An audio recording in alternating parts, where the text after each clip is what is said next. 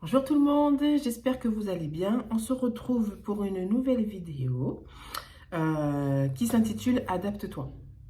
Euh, Il y a une phrase que j'ai entendue il y a fort longtemps et que jusqu'à aujourd'hui maintenant je la répète souvent, c'est ce n'est pas aux circonstances de s'adapter à toi, mais c'est à toi de t'adapter aux circonstances. Euh, Ça rejoint un peu la dernière vidéo que j'ai postée dans le sens où tu as un destin. Dieu a un plan pour toi, tu as des projets, ça peut être, je sais pas, dans le travail, des projets perso ou quoi que ce soit, mais il y a toujours des imprévus. Mais il y a toujours des choses qui font que tu sens que ça te freine, quoi. Je vais prendre l'exemple de la vie chrétienne, on est censé avoir une communion avec le Saint-Esprit. Euh, communion, qui dit prière, qui dit méditation de la parole. Et là, je vais donner un témoignage personnel. Euh, Mes enfants, bah, ils sont jeunes, oh, en bas âge et tout. Et c'est vrai qu'il est important d'avoir un temps où tu es tout seul avec le Seigneur. Et c'est vrai que quand tu as des enfants en bas âge, ben, c'est pas évident de te retrouver tout seul. Donc voilà, je les aime, mes enfants et tout. Et c'est vrai que je m'en plaignais, j'étais pas contente parce que du coup j'avais l'impression de pas avoir assez de temps avec le Seigneur et tout. Alors que le Seigneur connaît ta situation et tout, hein. Toi t'es là, tu te la montes et tout. Le Seigneur il est content qu'il t'a mis des enfants sur terre et tout, toi tu te la montes. J'arrive pas à avoir du temps pour moi. Enfin, voilà.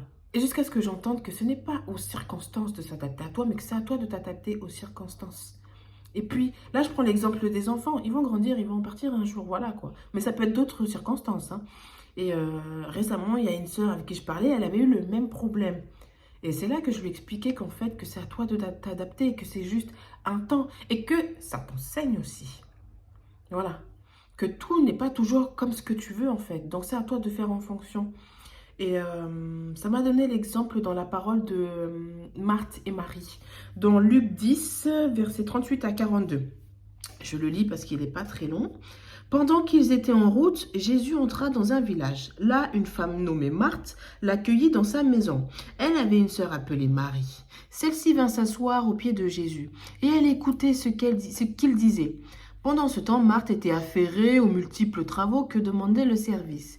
Elle s'approcha de Jésus et lui dit, Maître, cela ne te dérange-t-il pas de voir que ma sœur me laisse seule à servir? Dis-lui donc de m'aider. Mais le Seigneur lui répondit, Marthe, Marthe, tu t'inquiètes et tu t'agites pour beaucoup de choses. Il n'y en a qu'une... Attends.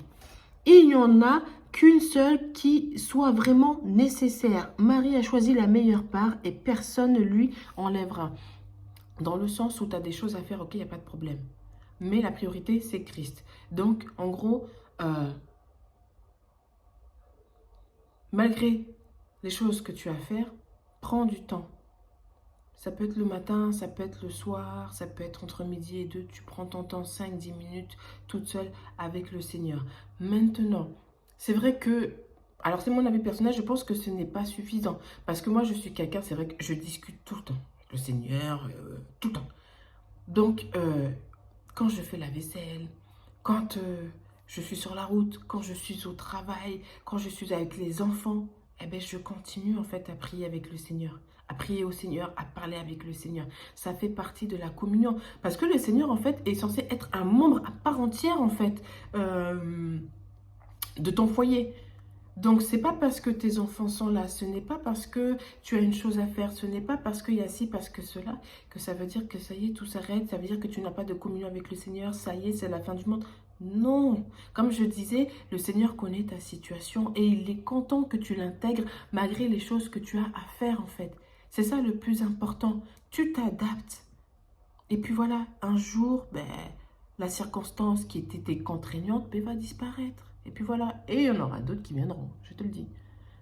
Donc voilà, il ne faut pas stresser pour ça.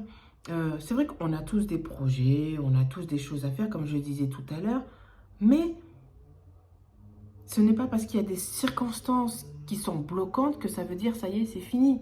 Non, au contraire, c'est à toi transpercer, en fait, en gros, j'ai envie de dire, ces obstacles-là, en fait. C'est à toi, en fait, de passer au-dessus de tes limitations, en fait, pour aller au-delà. Et tu demandes au Seigneur, tu pries le Seigneur pour que tu puisses dépasser cette limite, dépasser ces obstacles, dépasser ces circonstances-là, que tu ne sois pas freiné par rapport à ça, parce que le problème qu'il y a, c'est que si tu freines à cause de ça, ben, tu n'avanceras pas.